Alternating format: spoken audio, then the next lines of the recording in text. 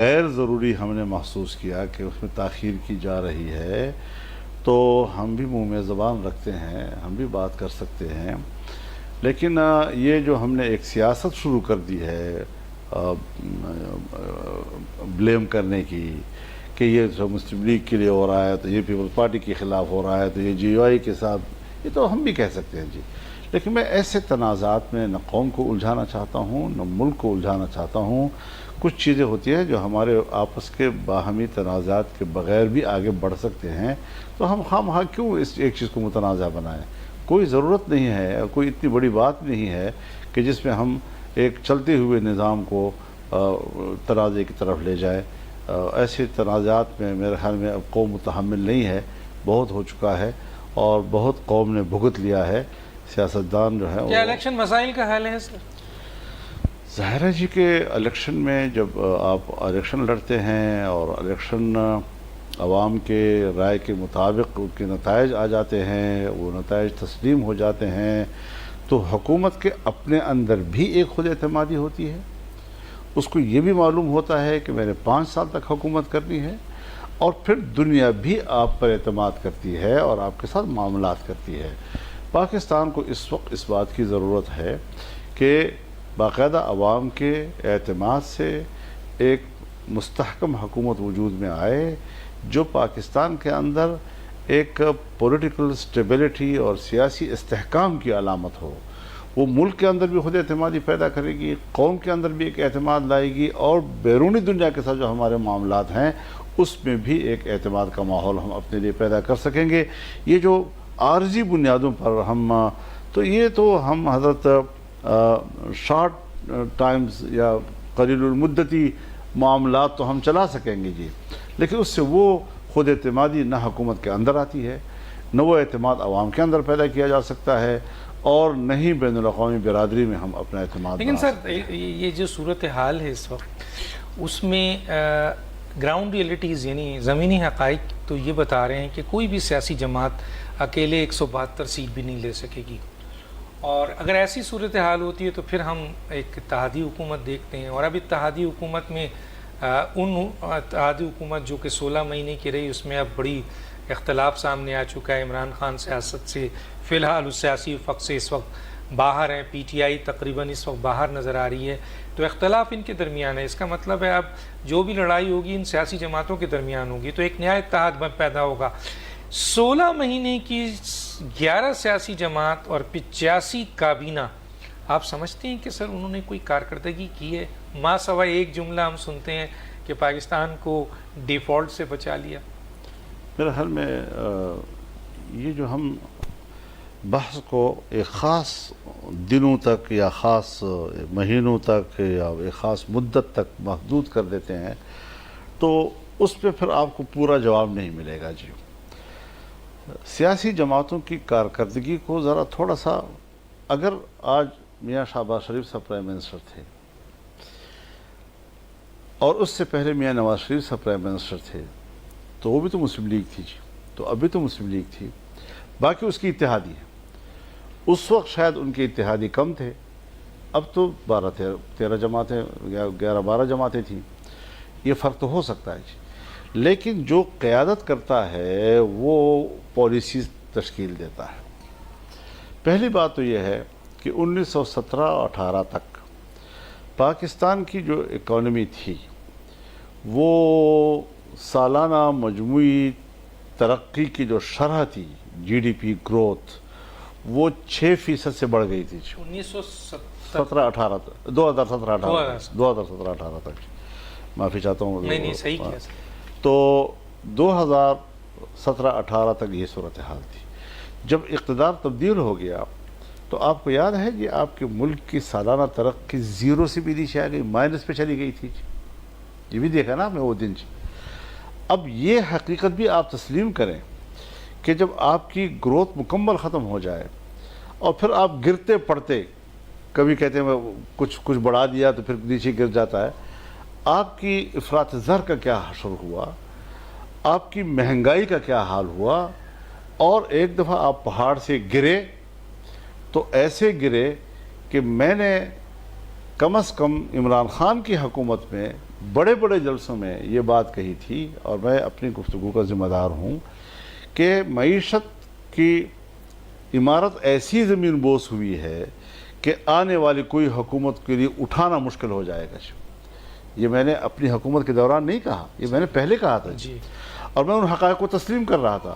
یہی وجہ ہے کہ مجھ سے ساتھیوں نے اختلاف رائے کیا اور میں نے اپنی رائے پر ضد بھی نہیں کی، میں دوستوں کے ساتھ چلتا رہا کہ آپ باقاعدہ براہ راست عام الیکشن کی طرف جائیں اور ایک مضبوط مستحکم حکومت وجود میں لائیں تاکہ لوگوں میں اعتماد پیدا ہو جائے، ورنہ آپ نہیں اٹھا سکیں گے معیشت کو، لوگ آپ پہ اعتماد نہیں کریں گے۔ آپ کا دوست چائنا ہے، آپ کا دوست سعودی عرب ہے، آپ کا دوست امارات ہے، جو مشکل وقت میں آپ کو زر مبادلہ بھی مہیا کر لیتا ہے، کچھ ذخائر میں اضافہ بھی ہو جاتا ہے۔ اب آپ مجھے بتائیں کہ جہاں پر 16-17 ارب ڈالر کے ذخائر 2017-18 میں ہم نے چھوڑے تھے، وہ آپ کے آگے صرف 2 ارب پہ۔ آپ کہتے ہیں صرف ڈیفالٹ کی بات آپ کر رہے ہیں۔ جب آپ کی سالانہ گروتھ بھی مائنس پہ آ جائے، جب آپ کے زر مبادلہ کے ذخائر بھی 2 ارب پہ آ جائیں، تو پھر دیوالیاپن کسی جانور کا نام تو نہیں ہوتا جی۔ اب اس جگہ سے آپ نے کیسے آگے بڑھنا ہے؟ ہمارے پاس 1 سال تھا، کیونکہ 4-5 مہینے تو ایسے ہی گزر جاتے ہیں حکومت بناتے اور ایڈجسٹ کرتے پارٹیوں کو جی۔ اس 1 سال کے اندر افراطی در کو بھی کنٹرول کیا ہے، تقریباً 6 ارب ڈالر کے قرضے بھی ہم نے ادا کیے، اتنی ہی شاید ہم نے ری شیڈول بھی کیے ہیں، اس کے نصف اس پر مختلف ممالک کے ساتھ بات چیت بھی چلتی رہی ہے۔ اب یہ شاید ہمارے ایک عام پاکستانی آپ سے سوال کرتا ہے، میں میری بات پوری کر لوں جی۔ اب آپ مجھے بتائیں کہ پاکستان کی معیشت 2017-18 میں دنیا کی معیشت 24واں تھا، عمران خان کی حکومت میں 47 پہ ہم چلے گئے۔ آپ کے پڑوس میں G20 کا اتنا بڑا کانفرنس ہو گئی، ہم 4 پوائنٹ پر رہ رہے تھے، آج تک ہم وہاں پہنچ ہوتے اور اتنے بڑے کانفرنس میں ہم اس میں شریک ہوتے، آپ کو اس جگہ پہ پہنچا دیا گیا کہ پتہ نہیں اگلے کئی اشروں میں آپ دوبارہ وہاں آ بھی سکیں گے یا نہیں آ سکیں گے جی۔ تو یہ وہ فرق ہے۔ اب جو نئی حکومت آئی ہے ابھی، ان کو ہم نے وہ حکومت دی ہے کہ جہاں پر آپ کے ذخائر دوبارہ جو ہے 10-11 ارب ڈالر پہ پہنچ گئے ہیں، دیوالیے سے آپ نکل چکے ہیں، قرضے آپ کے ادا ہو چکے ہیں، افراط در میں دوبارہ بحالی کی طرف ہم گئے ہیں، اور یہ اب اس حکومت کی وہ ظاہر ہے کہ وہ بھی چند مہینے کی ہے، کچھ زیادہ اس کو اگر مینٹین رکھ سکیں تو بھی بڑی بات ہوگی، لیکن ہم نے آگے جانا ہے، آگے بڑھنا ہے۔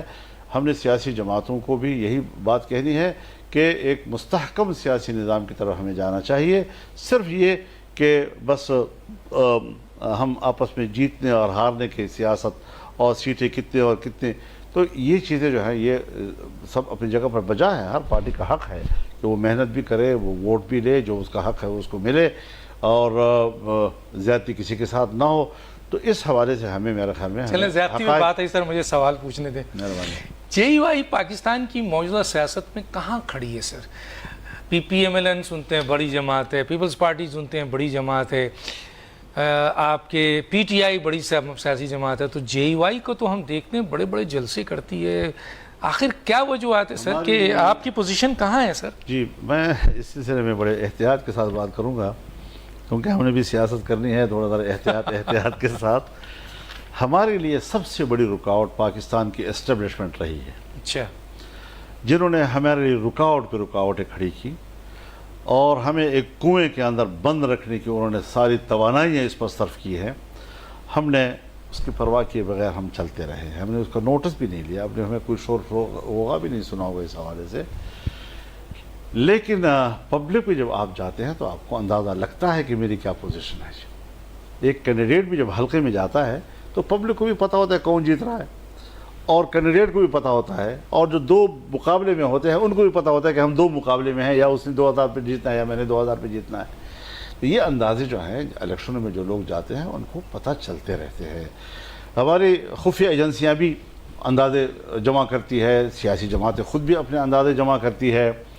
تو اس اعتبار سے ہم نے حضرت جو ہمارے ساتھ ہوا ہے، جو 2008 میں ہوا ہے ہمارے ساتھ، جو 2013 میں ہوا ہے، ہم نے جس طرح برداشت کیا ہے حضرت، سب کچھ جانتے سمجھتے ہوئے، उसके बाद जब तीसरी मरतबा 2018 में हुआ और फिर एक ऐसी पार्टी के लिए धांधली की गई कि जिसको न मैं पाकिस्तान की फ़िक्र की जमात समझता हूँ, न पाकिस्तान के साथ उसको संजीदा समझता हूँ, एक बैरूनी एजेंडे की हामिल एक जमात को पाकिस्तान पर मुसल्लत किया गया।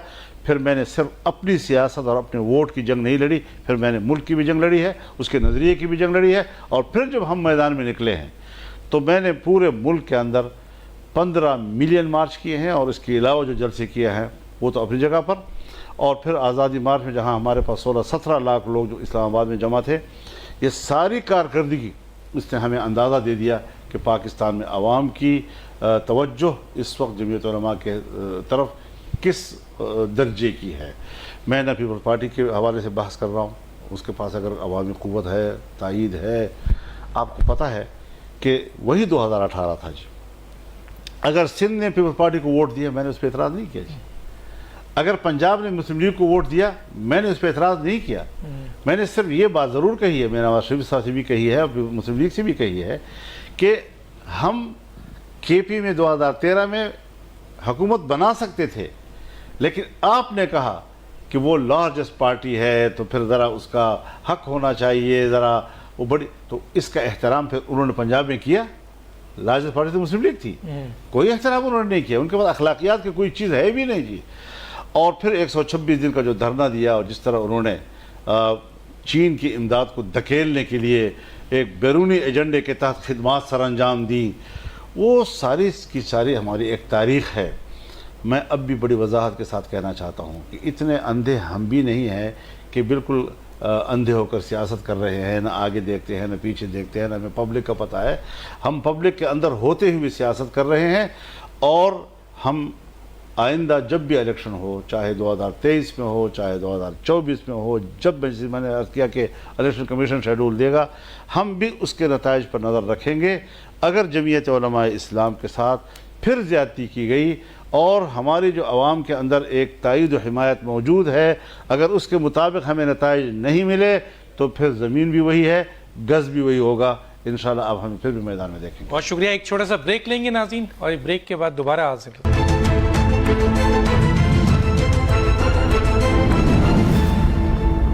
साइमा ग्रुप पेश करता है ग्रीन्स रेजिडेंशिया बाय ZSC, जहां साइमा वहां मयार। ट्राई नूरपुर की बेहतरीन टेस्टिंग मिल्क है।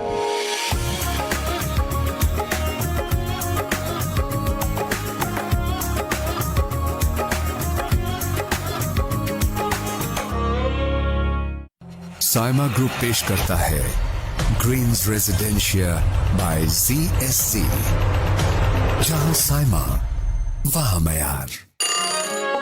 चुप चुप चुप, शाबाश, बड़ा सा घूंट लेना। नहीं चाहिए। और थोड़ी देर में उतर गई ट्रेन पटरी से, निवाला नीचे और आप इसके पीछे। दूध का गिलास यहाँ और आंसू वहाँ। ऐसे शुरू होती है मेरी मॉर्निंग। कहाँ से लाएं ऐसा ब्रेकफास्ट जिसका टेस्ट ये अप्रूव करें? ट्राई नूरपुर की बेहतरीन टेस्टिंग मिल्क है।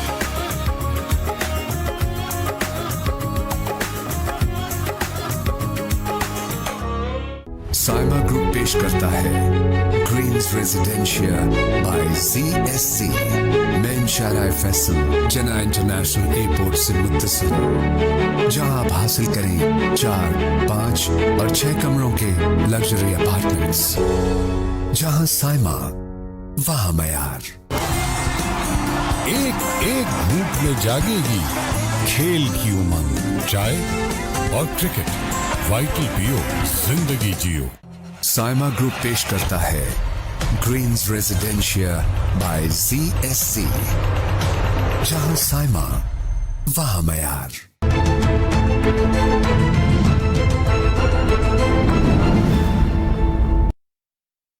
Welcome back. अच्छा सर, ये बताएं कि आपने वाज़े तौर पे बता तो दिया कि JUI कहाँ खड़ी है।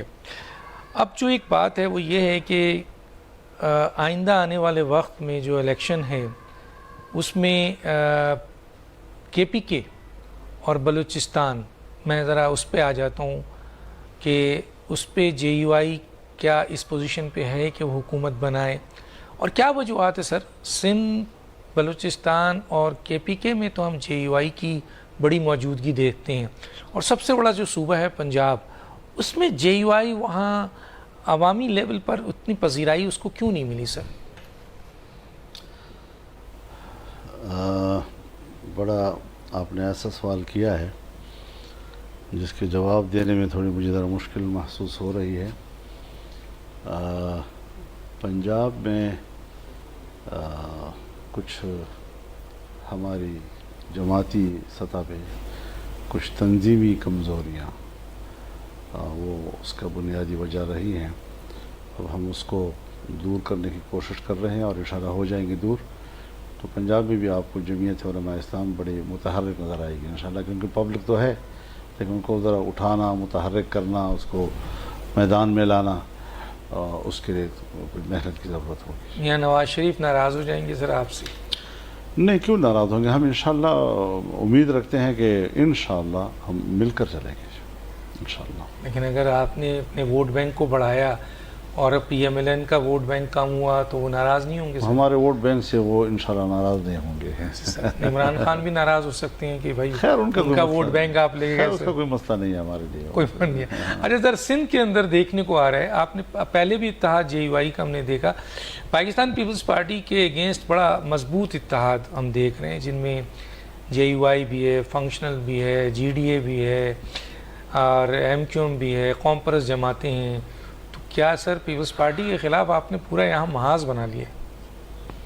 میرے خیال میں اس کی وجہ ہم نہیں ہیں، شاید اس میں خود پیپلز پارٹی کے اپنے رویوں اور ماضی کے اس کے جو ہم جمعیت علماء کے حوالے سے ان کا جو روش رہی ہے کچھ اس کا بھی اس میں دخل ہوگا،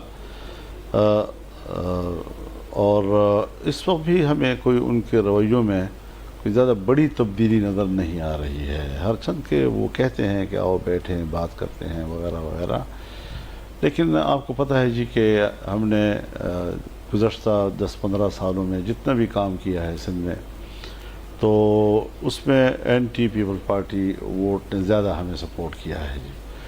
تو اب انتخابی جو اسٹریٹجی ہے وہ ہم زیادہ تر مرکز کی سطح پہ نہیں بنایا کرتے، ہم صوبوں کی جماعتوں کو حوالے کرتے ہیں، صوبے بھی آگے ضلعی جماعتوں کے حوالے کر لیتے ہیں تاکہ لوکل سطح پر جس بھی پارٹی کے ساتھ آپ کی ایڈجسٹمنٹ ہو سکتی ہے اور اپنے سیٹوں کو محفوظ بنانے کے لیے تو ہم ان کے سپورٹ کر دیتے ہیں کہ آپ ہی ایڈجسٹمنٹ کیا کریں۔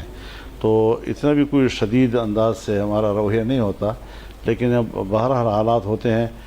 اس وقت جہاں تک رابطے کا تعلق ہے تو زیادہ تر رابطہ ہمارا جو یہ ہمارا جی ڈی اے اور اس میں شامل جماعت کل پیپلز پارٹی سندھ صوبہ سندھ، یا چلیں یہیں لے لیتے ہیں پہلے کہ یہاں بھی اگر پی ٹی آئی آپ کے ساتھ کھڑے ہونا چاہے، اتحاد کا حصہ بننا چاہے، جو بھی پی ٹی آئی اس وقت ہے، تو کیا آپ اس کو بھی اتحاد کا حصہ بنائیں گے؟ پی ٹی آئی کو تو پاکستان میں ہی نہیں ہونا چاہیے جو جائے کہ ہم ان کے ساتھ اتحاد کریں، یہ پاکستان کی جماعت ہی نہیں ہے۔ لیکن سر وہ میں ایک جگہ سن رہا تھا، بلکہ منظور وسان صاحب کا بیان آ گیا تھا کہ پیپلز پارٹی ہو سکتا ہے کہ آئندہ چل کے پی ٹی آئی سے اتحاد کرے، تو ایک بڑی سیاسی جماعت جو کہ آپ کا اتحاد کا حصہ رہی، وہ کسی کو بلیک میل کر رہے ہیں، کسی کو بلیک کسی کو بلیک میل کر رہے ہیں، ورنہ ان کی بھی کیا دلچسپی ہو سکتی ہے؟ نہیں ہو سکتا۔ وہ جو میں کہہ رہا ہوں آپ سے وہی وہ کہتے رہے ہیں میرے ساتھ بیٹھ کر اکٹھے۔ لیکن سر اب تو یہ کہہ رہے ہیں کہ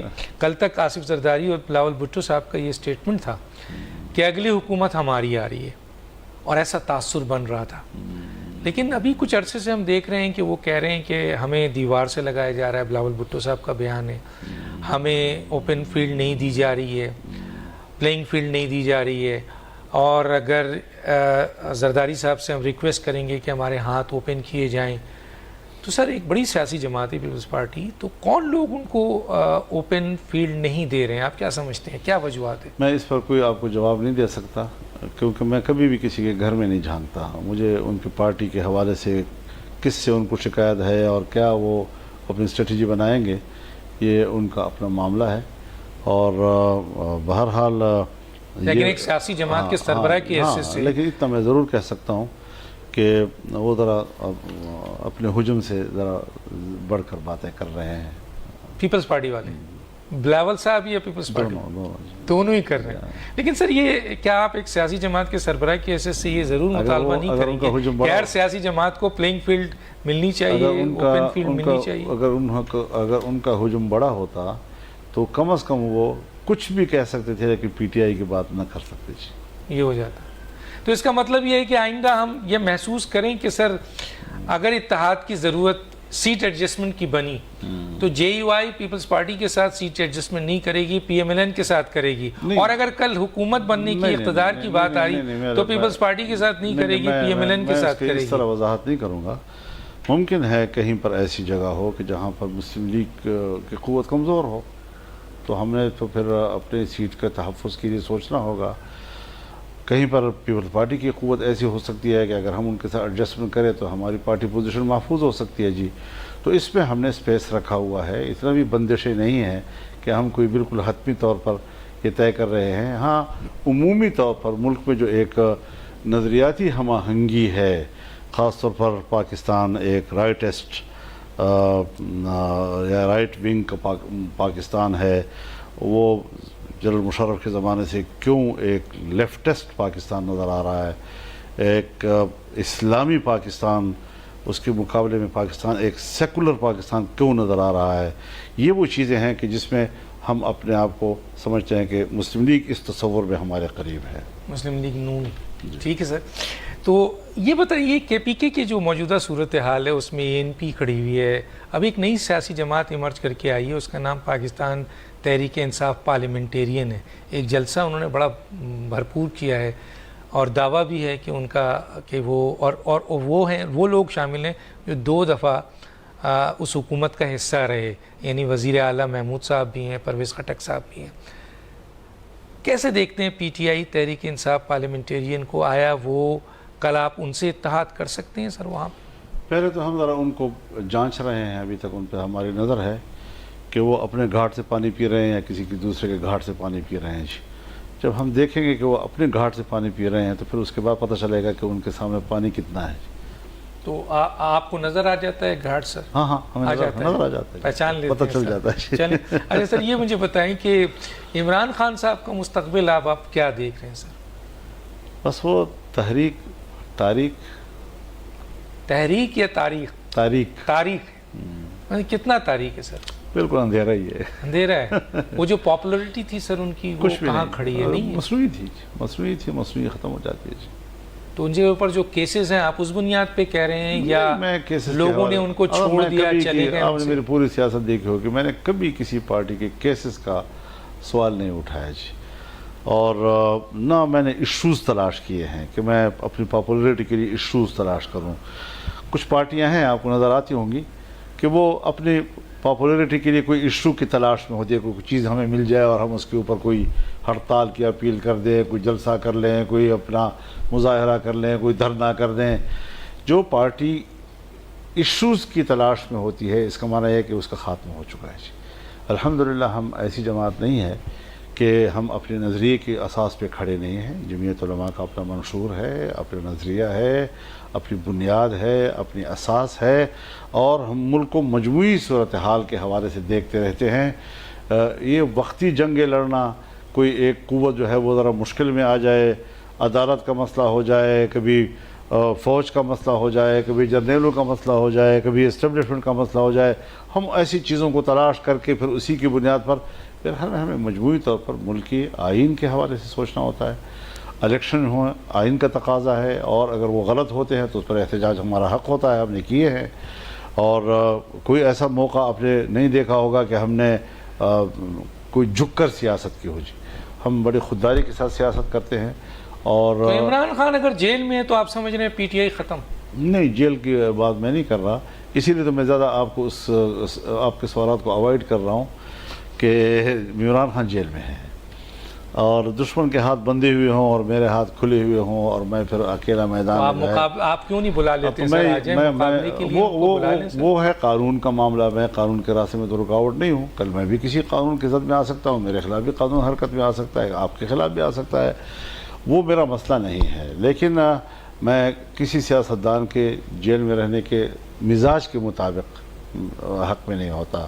اور جب میرے ہاتھ کھلے ہوں تو پھر اس کے بھی ہاتھ کھلے ہوں، تاکہ کھلے میدان میں ہم بات کریں، اور وقت آئے گا جب ہم انشاءاللہ آئندہ بھی کھلے میدان میں لڑیں گے۔ وہ وقت آئے گا جب وہ کھل کے باہر آئیں گے، پھر وہ قانون اگر آ گئے مجھے کوئی اعتراض نہیں ہوگا، اعتراض نہیں مجھے ہوگا۔ کوئی اعتراض اس پر نہیں ہوگا۔ اچھا سر، ملک سے اگر باہر بھیج دیا جائے ان کو، ایک بات چیت ہو رہی تھی کہ جی عمران خان صاحب اب سیاست نہیں کریں گے، یا پہلے تو ان سے پوچھا جائے کہ نواز شریف کو ملک سے باہر جانے کا آپ کا فیصلہ صحیح تھا یا غلط؟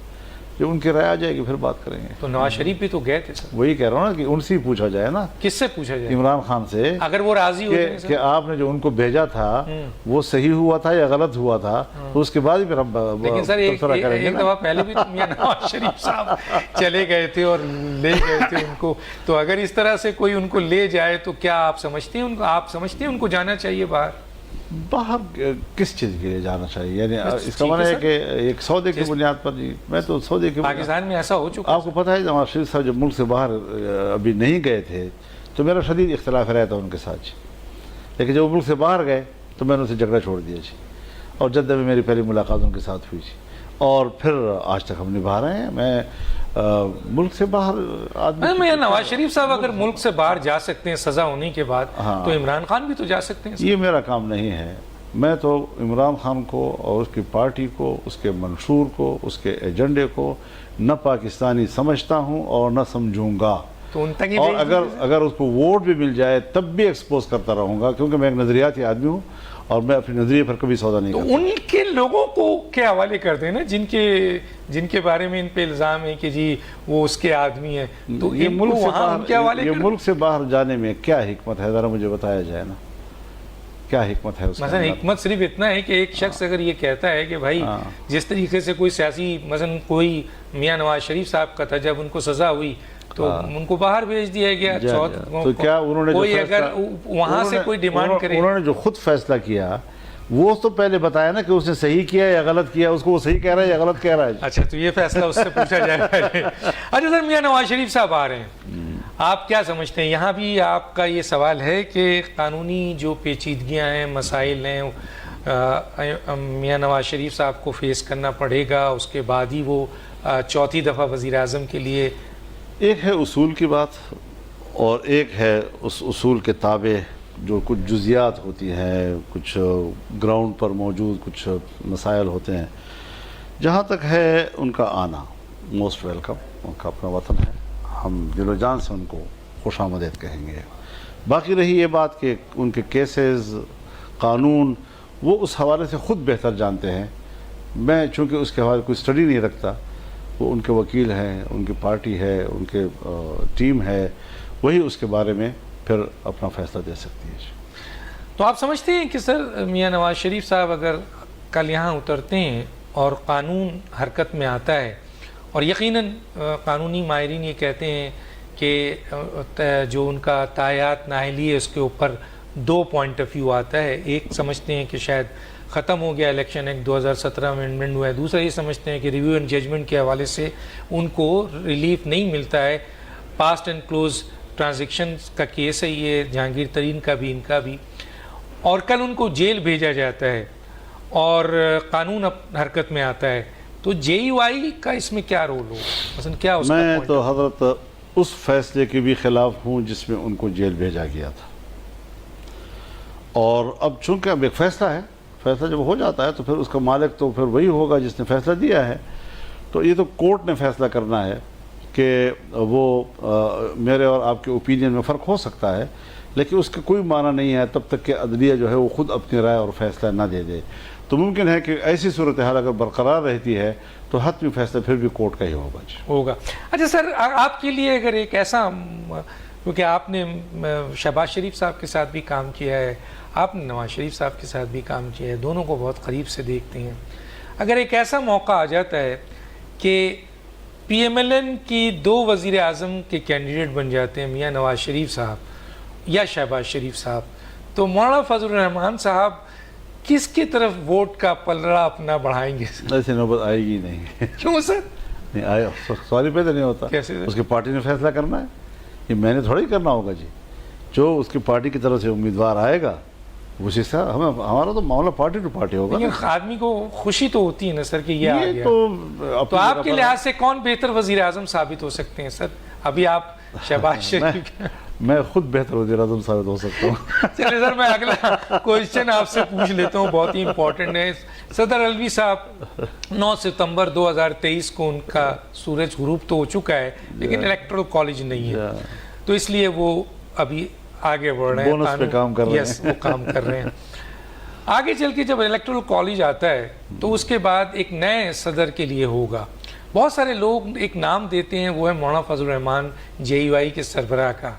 आप क्या समझते हैं सर कि ऐसे मौके पे आप अपने आप को वहाँ रिकमेंड करते हैं और फिर आप उन तमाम इत्तेहादियों के साथ जिनके साथ आपने काम किया है, आप समझते हैं कि वो लोग आपको वोट देंगे सर? नहीं, मैं खुद क्यों अपने आप को रिकमेंड करूँगा? मेरी पार्टी है, अगर पार्टी डिमांड करती है तो हर पार्टी को ये हक हासिल है, लेकिन हर पार्टी अंधी तो नहीं होती। उसने देखना होता है कि मेरा इलेक्टोरल कॉलेज में वोट कितना है, क्या मैं इस वोट के साथ इस घर में जा सकता हूँ या नहीं जा सकता जी। तो सारी चीज़ें उस मेयार पे देखनी होती है, उन हक़ाइक़ की बुनियाद पर देखनी होती है। तो ऐसी अगर सूरत हाल बनती है कि हमारे इलेक्टोरल कॉलेज जो है वो मौजूद हो और उसमें हमारी इतनी एक स्ट्रेंथ बनती हो, ज़ाहिर है कि हमारी अपनी स्ट्रेंथ तो इतनी नहीं होगी, लेकिन अपने इत्तेहादियों और दोस्तों की जो सूरत हाल होगी उसी को सामने रखते हुए तो फिर पार्टी का इस हवाले से मुतालबा करना कोई नाजायज़ तो नहीं है। तो सर आपसे उम्मीद रखते हैं कि आपके वो जो इत्तेहादी हैं वो आपको सपोर्ट करेंगे? कोई ख़ास पार्टी? ये तो आप उनसे पूछेंगे, मुझे तो अभी तक, जब तक मैं इस पोजीशन में नहीं आता या मेरी पार्टी उस पोजीशन में नहीं आती, मैं ऐसी बात क्यों करूँ? चलिए मैं सर अगला सवाल पूछ लेता हूँ और वो ये पूछता हूँ कि सर 2 वज़ीर आज़म के कैंडिडेट आ गए पार्लियामेंट में, एक शहबाज शरीफ हैं और एक बिलावल भुट्टो हैं, आपका वोट किधर जाएगा? इसका फैसला तो आप कर सकते हैं सर। इंशाल्लाह मैं फिर उस सूरत में तो शहबाज शरीफ का साथ दूंगा। हमारे इत्तेहादी हैं, अभी भी हम इत्तेहादी हैं आपस में। और क्यों नहीं सर? बिलावल भुट्टो एक नया चेहरा है, नया फैसला है, नई उमंग है, अभी वक्त है, अभी वक्त है। मैं ये उनकी नफी बड़ा नहीं अच्छा काम किया सर, मैं उनकी नफी नहीं कर रहा हूँ, मिनिस्टर मैं उनकी नफी नहीं कर रहा हूँ, वक्त है अभी वक्त है। तो शहबाज साहब ने तो कर लिया सर। नहीं, तो अभी काम, बहुत काम बाकी है, बहुत संजीदा काम बाकी है हमारे लिए, और उस संजीदा काम के लिए उतना ही तजर्बा और उतनी ही मैच्योरिटी की ज़रूरत है। क्या आप रिकमेंड ये तो कर सकते हैं अपने दोस्त को कि मियाँ साहब इधर आ जाएं आप, क्योंकि वोट बैंक तो आपका है, लेकिन एडमिनिस्ट्रेटिव तजर्बा और उनका जो उनकी 16 महीने में उनका एज ए वज़ीर आज़म काम भी बड़ा अच्छा, उनका इस्टेब्लिशमेंट के साथ, सियासी जमातों के साथ बड़ा ज़बरदस्त इंटरेक्शन रहा है। उनके कुछ मिनिस्टर्स जो अब साबिका मिनिस्टर्स हैं PMLN के, उनमें से चंद का ही तो ये ख्याल है कि आइंदा भी अगर PMLN का कैंडिडेट मियाँ नवाज शरीफ साहब आ भी जाएं तब भी वज़ीर आज़म जो है वो शहबाज शरीफ साहब को होना चाहिए। डॉक्टर साहब, मेरा इससे क्या ताल्लुक है जी? मैं पार्टियों के अंदर, मैंने उससे पहले भी कहा कि नहीं जानना करता, पार्टियाँ खुद फैसला करती हैं, मुस्लिम लीग ने फैसला करना है और जिसका भी फैसला करना है। अच्छा, मरियम को कैसे देखते हैं सर? मरियम, उससे एक अच्छे पॉलिटिशियन का एक मुजाहरा तो किया है, इसमें तो कोई शक नहीं है, और मियाँ साहब की गैर मौजूदगी को उन्होंने कवर किया है, सही मानों में उन्होंने कवर किया है। बहरहाल तो मियाँ साहब चौथी दफ़ा वज़ीर आज़म बनने के बजाय अपनी बेटी को अगर वज़ीर आज़म के कैंडिडेट के नहीं, उन्होंने बेटी को नहीं बनाना, पब्लिक ने उनको बनाना है, जिसको बनाएगी पार्टी ने फैसला करना होता है किसी को बनाना होता है। ये जो हम शख्सियात की तरफ चले जाते हैं कि मैंने किसी को वज़ीर आज़म बनाना है या आपने किसी को, तो मैंने इसलिए आपको कहा ना कि फिर मैं खुद अपने आपको वज़ीर आज़म क्यों ना बनाऊं। मौरूसी सियासत तो हमारे यहाँ इतनी ज़्यादा है कि इससे बाहर हम निकलते ही नहीं। मौरूसी सियासत नहीं होती जी, देखिए ना, भाई हैं सर, हमजा वज़ीर आला बन गए, ठीक है, बहुत अच्छी बात है। अगर एक ख़ानदान को इतनी कबूलियत हासिल है कि आवाम जो है उस ख़ानदान के अफराद को कबूल करते हैं, ये मौरूसियत ये तो मगरब का तस्वुर है। मगरब में चूँकि वरासत है नहीं, पता नहीं होता कि इसका ख़ानदान क्या है, इसके क्या है, वो ख़ानदानी ज़िंदगी टूट चुकी है और हम पैरोकार हैं उनके। जो इस्तिलाह वहाँ से आती है, जो तस्वुर वहाँ से आता है, हम दिलो जान से उसको कबूल करते चले जाते हैं। मेरे ख़्याल में ना अम्बिया का ये सुन्नत है और ना हमारे असलाफ़ की ये सुन्नत है। अगर कहीं पर औलाद बासलाहियत हो, उसके नज़रियात का हामिल हो और उसके ताबेदारी में उसके रास्ते को चल, तो फिर जो एतमाद वो हासिल कर सकता है बड़ों की निस्बत की वजह से, क्योंकि निस्बत भी तो काम कर रहे होते हैं ना जी। हाँ, اگر وہ نہ ہو تو پھر نہیں. سر میں آپ کو یہاں روکوں گا. ہماری بات چیت چل رہی ہے مولانا فضل الرحمان صاحب سے. ایک چھوٹا سا بریک پھر واپس آتے ہیں.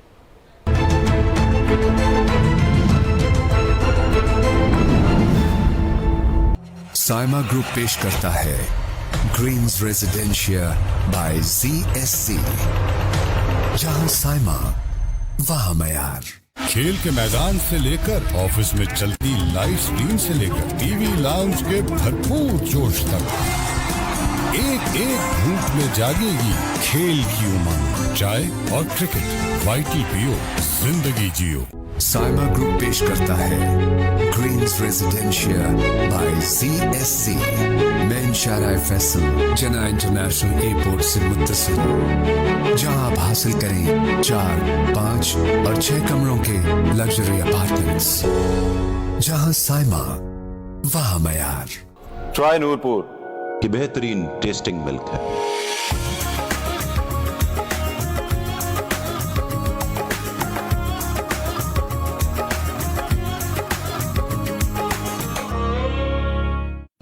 سائما گروپ پیش کرتا ہے گرینز ریزیڈینشیا بائی CSC. جہاں سائما وہاں معیار. ایک گھونٹ میں جاگے گی کھیل کی امنگ. چائے اور کرکٹ وائٹل پیو زندگی جیو. سائما گروپ پیش کرتا ہے گرینز ریزیڈینشیا بائی CSC. جہاں سائما وہاں معیار.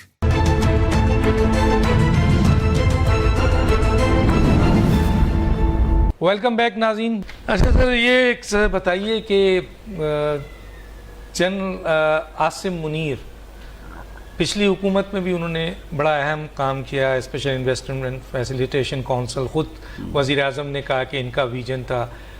اور یہ جو نگراں حکومت ہے اس کے ساتھ بھی مل کر وہ پاکستان کو معاشی مشکلات سے نکالنے کی بھرپور کوشش کر رہے ہیں. آپ اس کو کیسے دیکھتے ہیں؟ دیکھیے میں کچھ حقیقت کو تسلیم کرنا ہوگا. چاہے اصولی طور پر آپ اس سے اتفاق بھلا نہ کریں لیکن کچھ حقائق ہیں جس کو ہمیں تسلیم کرنا پڑتا ہے کہ ہمارے ملک میں اسٹیبلشمنٹ ایک بڑی مستقل ایک قوت ہے. اور ظاہر ہے کہ اسٹیبلشمنٹ کا کردار اس وقت زیادہ نمایاں سامنے آ جاتا ہے جب کوئی غیر مستحکم حکومت ہوتی ہے یا عارضی حکومت ہوتی ہے یا نگران حکومت ہوتی ہے. تو ایسی حکومتوں میں اس کا زیادہ رول سامنے آتا ہے. اب یہ تو ایک حقیقت ہے کہ پاکستان معاشی مشکلات میں تو ہے, اس سے تو کوئی انکار نہیں ہے. اگر وہ اس حوالے سے ان حالات میں ایک کردار ادا کرتے ہیں جبکہ ایک نگران حکومت ہے, ایک کمزور حکومت ہے, ایک تھوڑی مدت کے لیے ہے اور اس میں وہ پاکستان کو اس مشکل سے نکالنے میں اپنا اثر و رسوخ استعمال کر لیتے ہیں تو کس کو قابل قبول نہیں ہوگا؟ کون چاہے گا کہ ہمارے ملک کے حالات بہتر نہ ہوں جی. تو اس حوالے سے ظاہر ہے کہ اسٹیبلشمنٹ کی اپنی ایک حیثیت ہوتی ہے. ہم چاہیں نہ چاہیں, اصولی طور پر ہو نہ ہو, وہ اپنی جگہ پر ہے. لیکن پاکستان کو اس وقت اس طرح کے ایک رول کی ضرورت ہے. اگر وہ اس طرح کا رول ادا کرتے ہیں اور ملک کو ان حالات سے نکالنے میں پیش رفت کرتے ہیں, جو شاید مکمل طور پر تو نہ ہو سکے لیکن پیش رفت بھی بہتر بات ہے. ہم نے بھی تو 1-1.5 سال کے اندر پیش رفت ہی کی ہے نا, کوئی ایسے تو حالات ہم نے تبدیل نہیں سر. وہ کریک ڈاؤن جو کہ اس نگراں حکومت میں دیکھنے کو ملا صرف چند دنوں میں, وہ ہمیں اتحادی حکومت میں نہیں ملا. کیا وجوہات ہے کہ اتحادی حکومت مافیاز کے خلاف, ذخیرہ اندوزوں کے خلاف, اسمگلروں کے خلاف کارروائی کرنے سے ڈرتی ہیں یا اس کا حصہ ہیں؟ ڈاکٹر صاحب آپ صحافی لوگ ہیں, آپ کو مرضی ہے جس طرح سوال کریں. ہمیں عمران خان کی 3.5 سالہ حکومت کے حالات ملے تھے اور ان کو ہمارے حالات ملے. اچھا, آپ کے حالات بہت بہتر تھے سر. تو ہم نے بہتری کی طرف حالات کیے, ہم نے قرضوں میں کمی لائی. 32% انفلیشن وہ تو بجلی کا بل دیکھ لیں سر, گیس کے حالات دیکھ لیں سر, روپے اور ڈالر کے حالات. 100% آپ کے ساتھ. پھر سر عوام تو مر چکی ہے. میں بتا رہا ہوں عوام کیوں مر رہی ہے. آپ نے پاکستانی معیشت کو IMF کے حوالے کیا یا آپ کے ہاتھ میں ہے؟ تسلیم کرو اس بات کو کہ حقائق کیا ہیں. نمبر 1, کیا آپ اسٹیٹ بینک کو اس کے حوالے کیا یا نہیں کیا؟ اب جب آپ کی معیشت بھی آپ کے ہاتھ میں نہ ہو, آپ کی قیمتیں بڑھانا بھی IMF کے ہاتھ میں ہو, ٹیکسز بڑھانا بھی IMF کے ہاتھ میں ہو, نہیں بڑھاتے تو پھر آپ کا اگلا جو ان کے ساتھ معاہدہ ہوتا ہے وہ معطل ہو جاتا ہے, دنیا کی امدادیں آپ کے اوپر بند ہو جاتی ہیں, پھر آپ کا بینک स्टेट बैंक, वो न वज़ीर आज़म को जवाब दे, वो न काबीना को जवाब दे, न हुकूमत को जवाब दे, न पार्लियामेंट को जवाब दे, बराह रास्त IMF को जवाब दे। इस दलदल में तो हमें उसने फेंका है। अब ये सारी चीजें, वो सारा बोझ अवाम पे आप डालें सर, अशराफिया पे तो नहीं डालते, ज़राअत पे आप इनकम टैक्स जो है जो ये फनी मामलात हैं, इसको एक्सपर्ट्स ही बेहतर तौर पर समझ सकते हैं। शायद मैं उसका हक अदा ना कर सकूँ आपके साथ गुफ्तगू करते वक्त, तो फिर मैं आम आदमी के मिसाइल तो बात कर सकता हूं। लेकिन मैं ये एतराफ़ करने को तैयार हूँ कि हर चंद के सूरत हाल अगर बेहतरी की तरफ गई है, लेकिन आम आदमी तक उसके समरात नहीं पहुँच सके हैं। और उसकी वजह यह भी है कि अगर आप कीमत को देखें तो क्या कीमत बढ़ी है या रुपए गिरा है? जब रुपए गिरता है तो जो 12 रुपए कोई चीज़ मिलती है वो 24 रुपये चली जाएगी। अगर उससे भी आगे बढ़ती है, अब आपकी सर बिजली का एक बिल तो उसी के मुताबिक आएगा ना। देखें ना, गैस ना पे उसी पे आएगा ना जी। खाना पीना सारी चीजें हजरत पाकिस्तान में सर मिडिल क्लास खत्म हो चुकी है, या तो अशराफिया है या गरीब हैं। तो सर इस तमाम चीज़ों की जिम्मेदारी क्या सियासतदान लेंगे कि ये हमारी नाकामी है सर? अगर एक तवील मुद्दत मुस्तहकम सियासी हुकूमत वजूद में आए और वो अपने टर्म के अंदर, क्योंकि तवील मुद्दत मंसूबे के बगैर आज आप पाकिस्तानी मईशत को ठीक नहीं कर सकते। हर चंद के गरीब आदमी को सुबह और शाम की रोटी चाहिए। वो ये नहीं सोचता कि आज शाम की मेरे पास अगर रोटी नहीं है तो सुबह दे देंगे आपको, कल दे देंगे, इसका इंतज़ार नहीं किया जाता जी। इसमें गरीब की अपनी आहुबुका वो बिल्कुल बरहक है। लेकिन अगर बेटा भी अपने बाप से पैसे मांगता है तो बेटे का मुतालबा तो नाजायज़ नहीं होता ना, लेकिन देखना है कि बाप की जेब में कुछ है या नहीं है जी। तो रियासत के जेब में कुछ होगा तो फिर पब्लिक को मिलेगा ना। ये गलती किसकी है सर? ये गलती इमरान खान की है। इमरान खान की है। इसकी हुकूमत में 3.5 साल में ठीक है सर उनकी है, लेकिन क्या आप समझते हैं सिर्फ इमरान खान? बिल्कुल कोई शरीक नहीं है और कोई नहीं है सर? कोई शरीक नहीं। उससे पहले पाकिस्तान के हालात या शरीक है, उसके अंदर तो बाजवा साहब शरीक है या फैज अमीर साहब शरीक है। एस्टेब्लिशमेंट ही उसके पुष्ट पर थी और उन्हें इस मुल्क को इस मकाम पर पहुंचा। अच्छा सर, क्या आप समझते हैं कि पाकिस्तान की आवाम का एतमाद अभी भी सियासतदानों में? मुख्तसर सा फिर मैं एक इंपॉर्टेंट क्वेश्चन करूंगा और फिर मैं ये बात आपको वाज़ेह तौर पर कह देना चाहता हूँ। आप आवाम की बात छोड़े, मैं भी तो आवाम में से हूँ ना। आवाम को भी यही मशवरा देना चाहूँगा कि ज़रा अपना ज़ाविया नज़र तब्दील करें।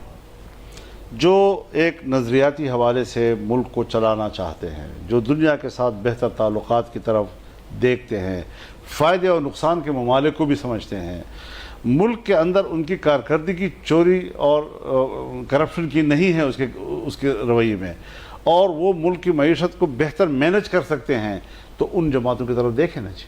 वोट आपको डालते हैं, निकलता कहीं और से, सर क्यों नहीं आने देते आप? यही अर्ज़ कर रहा है ना कि जमीयत उलमा अगर इतनी मजलूम जमात है कि अच्छी कारकर्दगी के बावजूद भी हमारे ऊपर रोज़ाना कोई 4-5 इल्ज़ामात लगा कर मीडिया में दे देते हैं, और मीडिया 3-4 रोज़ जब उछाल कर हमें गंदा करता है, वो लोगों के पास मुंह में बतौर दलील की मिल जाती है उनको।